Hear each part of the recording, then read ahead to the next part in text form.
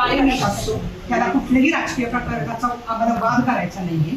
पण मला एक विचारायचं की आज वैष्णवी हगवणे प्रकरणाला 7 महिने झालेले, परत दुसरी ही आमची मुलगी का म्हणून वैष्णवी हगवणे प्रकरणासाठी याच्यात ओढली गेली. दुसरी गोष्ट, तुमच्याही पदावर ताशेरे ओढले गेले. तुम्ही काय कायद्यात बदल केला की आज आमची मगर फॅमिलीतली मुलगी ह्या प्रकरणाला बळी गेली नाही? तुम्ही काय कायदे केलेली? तेव्हाही तुमच्या पदावर आलं होतं, वाईट आम्हालाही वाटलं होतं. प्रत्येक घराघरात वैष्णवीच्या प्रकरणाच्या वेळेस वाईट वाटलं होतं. पण त्याच्यावर तुम्ही कायद्यात काय बदल केला की आज आमची मुलगी काही शिक्षा जर चांगली झाली ना तर कुणीही हिंमत करणार नाही की एखाद्या मुलीला कोणी नाहीये.